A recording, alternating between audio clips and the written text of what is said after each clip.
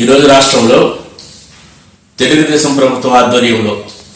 NDA కూటమి ప్రభుత్వంలో సౌర విద్యుత్ కొనుగోలులో 11,000 కోట్ల రూపాయలు అవినీతి చేయడానికి తెరదీసిన తెలుగుదేశం ఎన్డీఏ కూటమి ప్రభుత్వానికి ఈ రాష్ట్ర ప్రజల ద్వారా ఈ రాష్ట్ర ప్రజల తరపున నేను ఒక సూటిగా అడుగుతున్నాను. గతంలో జగన్మోహన్ రెడ్డి గారి ప్రభుత్వం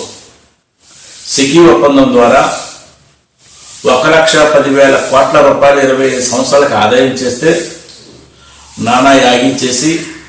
మీ ఎల్లో మీడియాలో రకరకాల కథనాలు చెప్పి ఈ రాష్ట్ర ప్రజలని మభ్యపెట్టి మోసం చేసిన చంద్రబాబు నాయుడు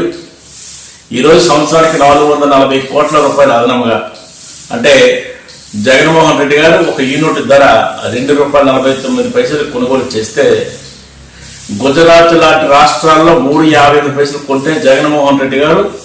ఈ సౌర విద్యుత్ కంపెనీలన్నింటినీ కూడా పిలిపించి ₹2.49 కొనుగోలు చేస్తే ఈరోజు మీరు ₹4.80 కొనుగోలు చేయడానికి సుమారుగా సంవత్సరానికి 440 కోట్ల రూపాయలు అదనపు భారము ఈ రాష్ట్ర ప్రజల మీద వేయడానికి, లేదా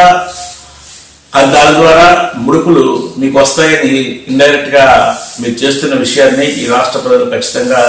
గ్రహిస్తారని నేనైతే సూటిగా మీకు చెప్తున్నాను. ఈ రాష్ట్రంలో 15,000 కోట్ల రూపాయలు అదనపు విద్యుత్ ఛార్జీల ద్వారా ఈ రాష్ట్ర ప్రజల నెత్తిన భారం పెట్టి నువ్వు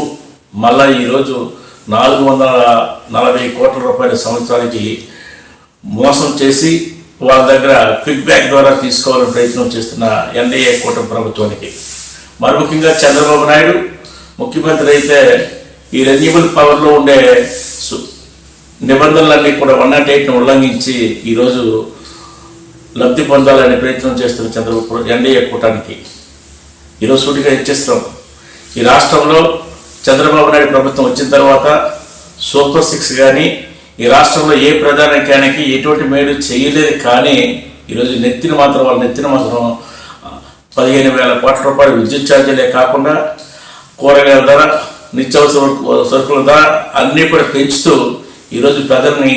భయభ్రాంతులు చేస్తూ వాళ్ళ జీవనం కొనసాగడానికి కష్టంగా ఉండేటట్టు చేసిన ప్రభుత్వం ఇది ఎన్డీఏ కూటమి చెప్పేసి చరిత్రలో మిగిలిపోతుందని చెప్తున్నాం.